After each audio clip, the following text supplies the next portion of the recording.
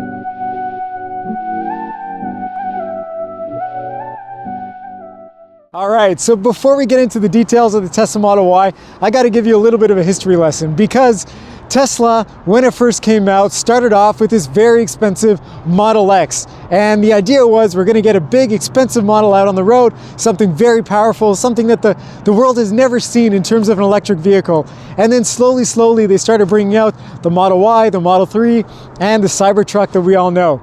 So why is this Model Y important and interesting to take a look at? Well, you're probably wondering, there's so many cool cars that you can buy for this price, and there's so many great family cars. Why would you want a Model Y, and what makes it so special?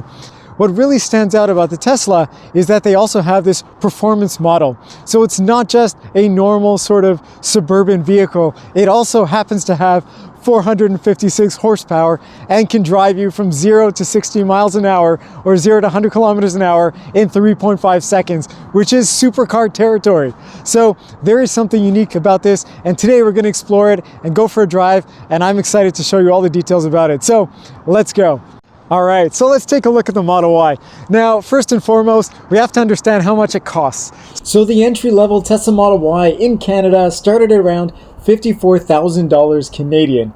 And when you went up to the long-range models and the performance models, they went all the way up to $69,000 Canadian, which is a lot of money, but it's not a lot for the performance, and we'll get through all the details soon. But it's got an 82 kilowatt hour battery pack. Some of the competitors are roughly around the same price. It's got the super fast charging, so it gives you a decent amount of range, and it's got a lot of punch for the performance that we get here. So let's take a look at the styling to kick things off. And to be honest with you, I am not super excited about the way this thing looks. I know there's a brand new one that's going to be hitting showrooms very soon, and there's a $20,000 bump in price for the new one. So take that for what it's worth. The new one looks different. I'm not going to say better or worse. It's got an updated front fascia, side profile, and taillight area, but for looking at the Model Y Performance, it is an interesting looking car. It kind of looks like a bubble car, and someone reminds me of a fish. So Tesla always does some really cool things with the lights. You've got your daytime running lights, your headlights,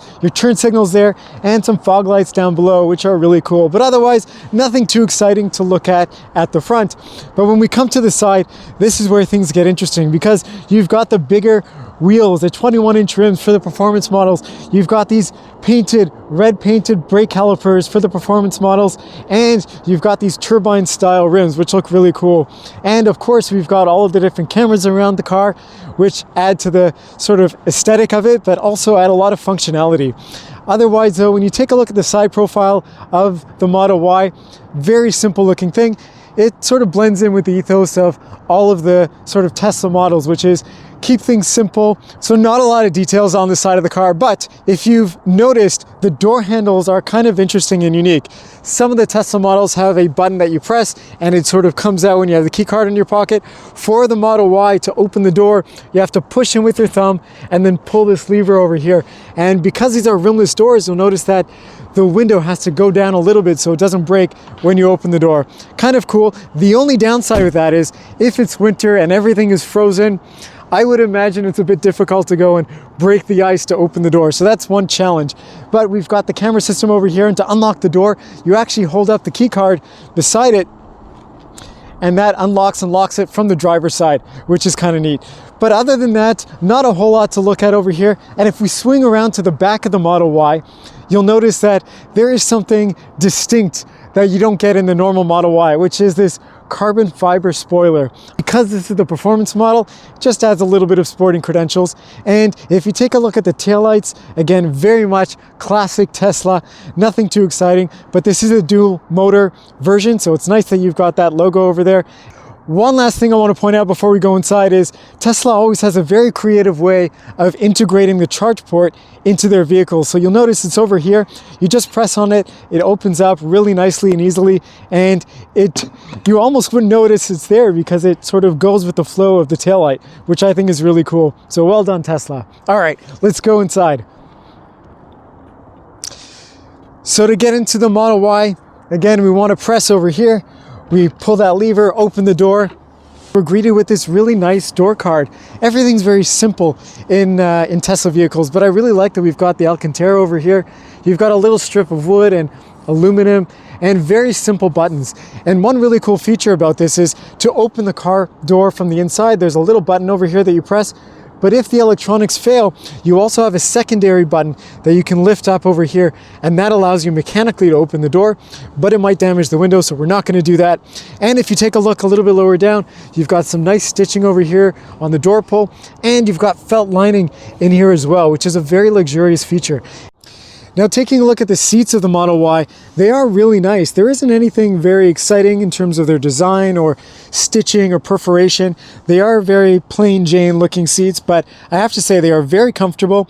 They support you and hug you very nicely with the bolsters being the performance model. So overall, they work very, very well. And it's a nice sort of vegan leather. It's not real leather, which for those of you who are environmentally sort of friendly and care about that stuff, this is going to be really nice for you to know.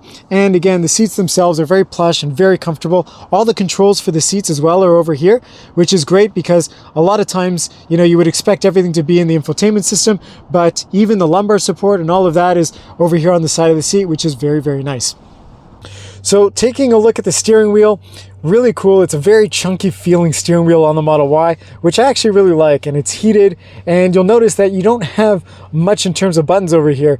The only things are these little rotary dials, and what's great about them is it allows you to adjust the volume, change tracks. It allows you also to adjust the steering wheel's position, which is very cool. So a lot of functionality depending on where you are and what you've got set up on the screen, but otherwise a very minimalist steering wheel, and that sort of goes with the ethos of Tesla. We keep everything very simple, not a lot of buttons, not a lot of things, but it does look very nice, and to be honest, it feels very sporty, being very chunky, and it's a very soft, supple vegan leather.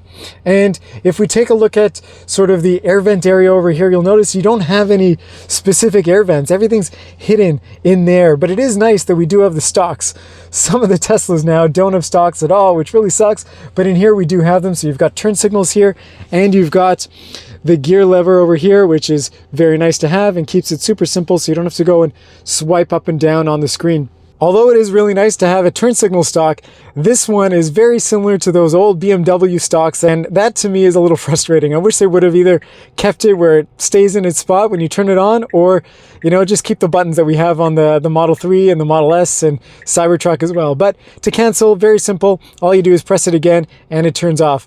And if we take a look at the screen, this is really the party piece for any Tesla model. Obviously, there's nothing else really going on in here. It's just the big screen that's presented to you. This one doesn't turn like in the Model X, so you have to bear that in mind, but it functions in exactly the same way. I've covered it a lot in the Model X video and the Cybertruck, but you've got a lot of really cool things in here. You've got a theater mode, you've got the navigation system, you've got an amazing camera system as well that you can pull up. It gives you a lot of great angles and views. The only downside is you don't have that sort of 360 view that you get in a lot of cars now, where it sort of zooms out and you get to see the Model Y with all the cameras around it. But that being said, you can pull them up and play with them as you wish. There's also the toolbox in here, which I love. It's one of my favorite things to do in a Model Y or a Model X, or really any Tesla model for that matter. You've got the fart button, which is really cool. And you can make it sound like it's coming from anywhere. You can even change the turn signal or the horn to turn into a fart sound, which is really fun. If you're 5 years old, like I am in my mind, you can do a lot of really fun things in there. There's a light show, there's a boombox, which actually lets you use a megaphone. There's a speaker outside and you can scream out things to your neighbors as you drive by.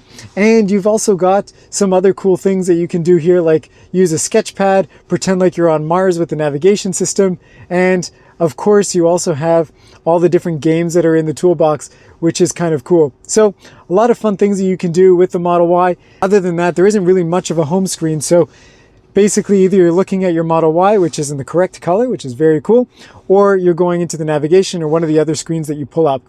Now, I do really like having these dedicated buttons at the bottom. If it were me, I would prefer to have the physical buttons there. It always makes it a bit easier to have physical buttons instead of going into the touchscreen for everything. But Tesla does make it simple for getting into the climate control. You'll see you've got your heated steering wheel over here. You've got the ventilation for the defroster, and you've got obviously the heated seats, both driver and passenger. And you also have a very cool thing here, which will clean and purify the air. So if there's really poor air quality going on, you can do that and it'll clean the air coming into the vehicle, which is very, very cool. Other than that, not a whole lot to talk about over here. You can control the rear seats and sort of the heat back there as well, which is very nice.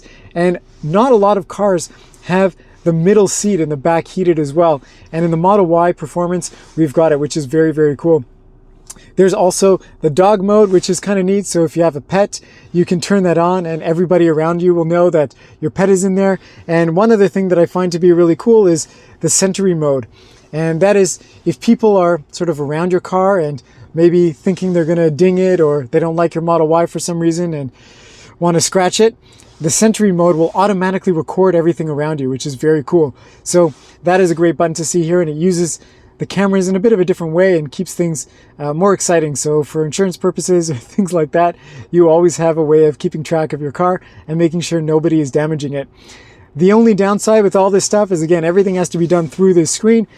You can get used to it. It's not a deal breaker by any means, but for people who are very tech savvy and are used to using iPads for everything, it's going to be very easy. Otherwise, it takes a little bit of time to get used to it. But anything from the seats to the dynamics of the car and the charging and locking the car and the lights and anything like that, it's all done through here, including adjusting your mirrors and your steering wheel. One other thing that you wouldn't always expect, but if you've seen my other Tesla reviews, you'll notice that there's a glove box, but there's no immediately obvious way to open that glove box. The way you do it is actually going into the menu here and pressing on that button, and it opens up really nicely. So that is very cool. Not a huge glove box, pretty small. It is felt lined and very nicely damped, which is kind of cool. But other than that, nothing too exciting. Now moving down from the infotainment screen, you'll notice you've got your wireless charge pads over here for the phones. A very nice sort of felted way to hold your phone in place. You also have a little bit of stitching over here, and the carpets come up really high, which is very nice. We also have a storage compartment over here, which hides away this giant storage cubby. It's really hard to show you how deep it is, but it is quite deep, and you've got a lot of room in there to store lots of stuff. The only thing is, if things are sliding all the way back there, it's probably going to be hard to get out, but it is nice that they're making use of the storage space here and the fact that we don't have a transmission tunnel. And of course, we've got our cup holders here, which are nicely placed. It would be nice to have a little cover over it just to sort of keep with a minimalist view, but unfortunately that's not the case, but it does look really nice. And we've got a massive armrest over here that opens up, it's stitched as well, and there's a nice light in there, which is very cool, so you can see all of your junk. And the cool thing is, it goes in really deep. I'm going to show you with the camera just so you can see how far it goes, but there's quite a lot of room in there for you to put stuff, and a 12-volt charger over there, which just adds to the practicality. So a lot of storage space in the Model Y, which I think is really important. This is a family vehicle after all. It is nice to have a lot of storage in here, in that little cubby over there, in the door bins, in the glove box. We've got a lot of space to put things. And it just overall sort of gives you that minimalist experience. Not a lot of things sticking out or buttons or anything protruding. It hides everything very well and again, still keeps with the practicality. And if we take a look up here, we've got a rimless mirror, which is really nice. Not a lot of cars have rimless mirrors. I really like the look of it. We don't have any buttons under here, unfortunately, for opening up the garage door, but we also have some sun visors that fold down here, and surprisingly, they're not as nice feeling as I would have expected. The Model X, they feel very premium. They're made with Alcantara. These are very sort of flimsy, kind of cardboardy materials, so they don't look and feel tremendously nice, but again, we're not in the most premium Tesla, but it is nice that it's all very bright. And we've got some buttons over here for the interior dome lights, but other than that, not a whole lot going on. We've got a giant panoramic sunroof, which is very cool to see. There's no sunshade, however, so if it is really hot outside and the sun is beating down on you, there isn't really any way to close that up, but it is nicely tinted and looks really nice. And you've got speakers sort of peppered around. The only thing I've noticed here is that we don't have any grab handles. So when you're coming into the car, there's no way to sort of help prop yourself up, or if you're going around corners really quickly, there's nothing to hang on to. And of course, we don't have any sunglass holder or anything like that over there, which is unfortunate. But otherwise, the interior of the car is very nice and it feels very airy and spacious. All right, moving into the back of the Model Y.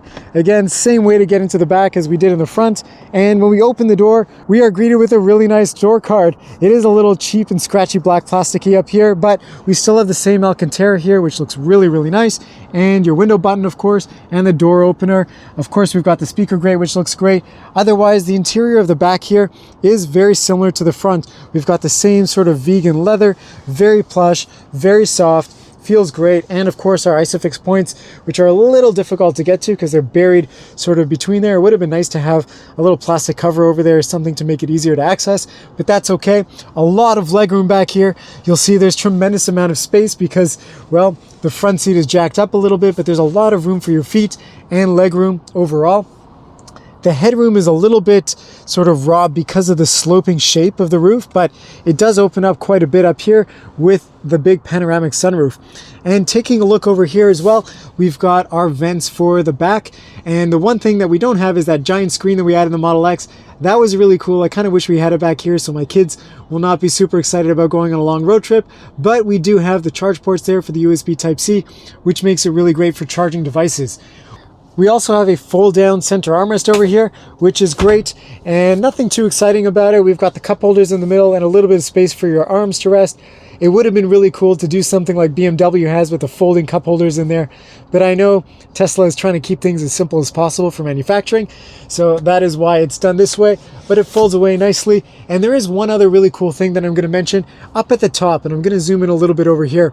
You've got a little hanger that comes out over there, so if you want to store your suit or a shirt that you brought back from the dry cleaner, you've got a really nice little hook instead of, or I should say in lieu of having a grab handle that normally people put things on. And it's rubberized, so whatever you put over there is not going to rattle around too much, and it's not going to slide around. It's a very cool thing to have. All right, moving to the cargo area of the Model Y. And if we open it up, of course, it's power operated. And of course, you'll notice you've got a lot of room back here. And what's nice is you can fold down the middle section of the rear seats independently of the two side ones, which is really important. In a family vehicle, you always want to have that ability to do that if you've got longer items to store in there. So really well done, Tesla, for that. And something that you never see on almost any car nowadays, especially on the 5-seaters, is the ability to fold down the seats from the back. It's really cool to have a button that you can press and fold down the seats in a 5-seater. I haven't seen that on a RAV4, CRV, CX-5, or any other vehicle that would be in this class. So very nice for Tesla for doing that. It just makes it a lot easier when you've got kids and you're carrying bags or heavy stuff and you got to drop down one of the seats. You can do that. Obviously, those buttons aren't going to bring them back up, but it is really nice that you have the ability to drop them down very easily. And taking a look under here, we've got some more space under the load floor. So much space in here. There's a lot that you can fit in here. There are some carpets back here and the license plate holder, but other than that, a tremendous amount of room in the back trunk. And we're not done with storage because we also have storage in the front. So I'm going to open up the frunk so you can see what that looks like as well. Before we get there, we've got a trunk closing button up here, which is very nice, but we don't have the close and lock button, which is unfortunate. And we've got the frunk, which is one of the party pieces of having an electric vehicle. You can open that up and you'll see you've got a decent amount of space over here as well. You can probably put one sort of carry-on luggage in here, which is great. So it just adds to the practicality. It's opened through a button on the screen, of course, but it makes it very easy to go in there and open that up when you come back with some shopping. And of course, gives you a little bit more room from the trunk that you normally wouldn't have on other vehicles. All right, let's go for our drive. And there are a few things that we need to talk about when it comes to this car, because number one, we have to decide, is it worth buying this over its competitors? And the other thing is it worth buying an electric sort of 5-seater family SUV in general? So let's talk about that. Should you buy a Tesla Model Y over its competitors? Now, I think there's a few things that you need to think about when it comes to that, and then we'll also talk about the driving experience. But number one, you have to understand there are so many vehicles now that are coming into sort of the electric vehicle space, and the SUV market is becoming a very flooded market. But where Tesla, I think, really shines is they are very refined. Tesla's done such a great job with building these cars, designing them. Everything just works, even though it's a little sort of difficult to get used to the fact that everything's on a screen and you don't have a speedometer up here or a center gauge cluster. It is something that you get used to, and for those people who have been driving Teslas until now, they sort of understand it and they're used to it. And it's a very quiet, relaxing driving space, and it has a very premium sort of feel to it when you get into it. The seats are very nice. The minimalist view sort of just adds to that experience. The fact that you've got a really beautiful high-resolution screen that has a lot of detail, and you've got all these features, it really makes for the car sort of feeling more premium than probably what it is. And a lot of the competitors, I don't think, do the electric sort of vehicle driving stuff as well. That being said, this is the performance model. So the question is, does it make sense to get the performance model over some of the other sort of models that are out there in this space? And I'm talking specifically about the Hyundai Ioniq 5N and the Kia EV6 GT, because both are very quick. They're dynamically probably just as good in terms of driving as this, but you know, they have some other things that are working against them, namely the brand. Not a lot of people look at Hyundai and Kia, you know, and see them as sort of a performance brand or a really cool brand, and the same thing with the Mach-E Mustang. But the one thing that they have that this doesn't have, in my opinion, is really the style and some of the unique driving features that sort of make them a little bit more fun. And if you take a look at the Hyundai Ioniq 5N, for example, that one adds a lot of really cool tech when it comes to the driving experience to help you feel like you're in more of an internal combustion engine type vehicle. So you've got paddle shifters, you can have simulated gears and simulated engine noise, which is very cool and exciting. And you just don't get that in a Model S or a Model Y or any Tesla model for that matter. And that is one of the things that, as a car enthusiast, if you're going for a performance driving or performance oriented car, it would be really cool to have that. So if I were really looking for something like that, sort of a gimmicky, fun to drive, you know, cool, unique looking car in the electric space, I'd probably default to one of those. But if you're the type of person that just wants a really well thought out electric vehicle, I think the Model Y is a great option. It's a 5-seater. If you need something bigger, you've got the Model X, and the fact that you've got the performance with, you know, 456 horsepower and not to 60 in, you know, 3.5 seconds, that's really cool. Okay, so before we talk about, you know, anything else around that, I really want to talk about just the driving experience. And getting in here, if you've driven any other Tesla, very simple. You do have the stalk over here for putting it in gear, which I really like, much better than the swiping thing. I like the fact that we've got physical turn signals. You don't get that on most of the other Tesla models now. And the driving position is really good. It's very comfortable. There's good visibility for the most part, except out the back. The window is very, very small back there. And you know, getting in and driving it is very intuitive. You know, things are relatively where you'd expect them to be driving a Tesla, and the throttle response is very good. The one pedal driving is really great, so you almost never have to touch the brakes. It isn't quite as quiet and as luxurious feeling in here as the Model X, But again, you're spending under $100,000 Canadian or US for that matter for a car like this, so you can't expect that much.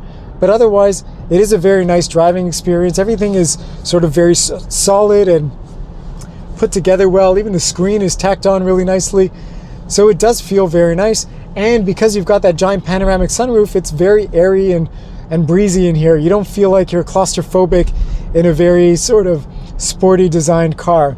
And you've got so much space, a lot of space in the front, you've got a lot of space in the back. It's very practical, and it would be great as a family vehicle if you were looking for a 5-seater.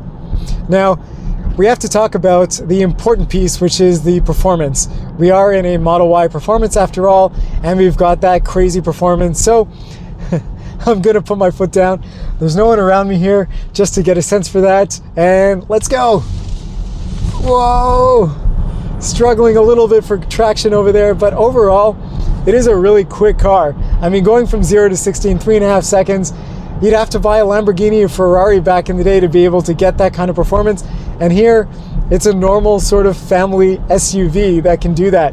So for me, I really like that stuff. It's very exciting, and it drives really well. It's not super stiff.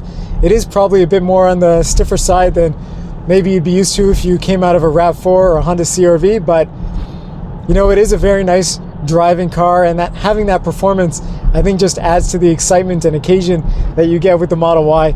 And then of course you've got all the little gimmicky things, the toolbox and all the fun stuff that you can do out of here. So it just adds to it. But is it really worth $74,000? To be honest with you, if you didn't care about the speed, I think that the normal sort of base model Model Y is probably the one to go for, because it has all the great features and you're saving a lot of money. You're getting, again, a very efficient with the most amount of range sort of electric vehicle.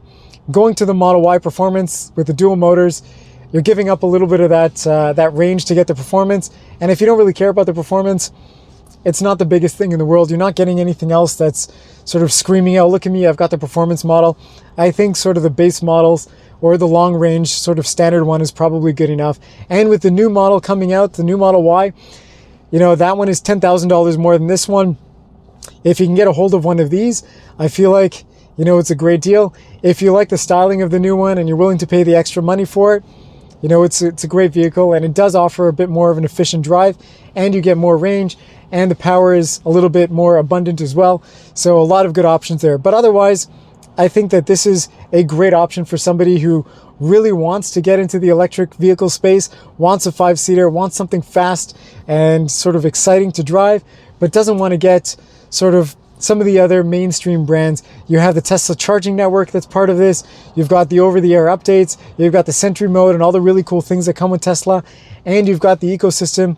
It really is like buying an iPhone or an Apple product. You're just buying into the ecosystem of the brand, and for that, it's definitely worth it. But there are a lot of really great options, so if you were in the market for something like this, I wouldn't just look at the Model Y. I would take a look at some of the other offerings from the other manufacturers, because you may be interested in having something a bit more unique and different and not as bland looking from some of the other mainstream manufacturers.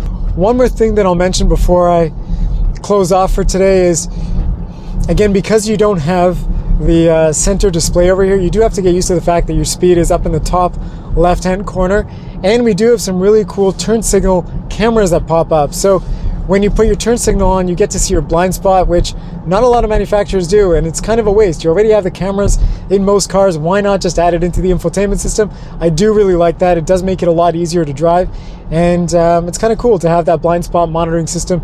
And I have to say, the sound system is also really good in this car. Not a lot of vehicles have great premium sound systems unless you're in the sort of over $100,000 price range. So it is nice to see in a vehicle like this that you've got a dedicated, really well sort of done sound system, and well done Tesla for that. That is awesome. By far though, the biggest drawback of getting an electric vehicle still is the depreciation. Because the technology is changing so rapidly, any electric car right now that you buy will be basically obsolete and so far behind anything else coming out that it'll depreciate tremendously. And that is one big consideration that a lot of people don't think about when buying an electric vehicle. But having said that, there are a lot of benefits, obviously, to getting an electric vehicle. So you gotta weigh and balance what works best for your lifestyle. And that's really all I've got to say for it. So thank you so much for watching. I hope you've enjoyed the video. For me, it's been very exciting and I love reviewing Teslas. I think they make a great product, and for the money, they offer a lot of good value. And hopefully we'll get the new Model Y when it comes into the showroom, and I'll get a chance to compare that to this one. But in the meantime, thank you again for watching, and I look forward to seeing you in the next video.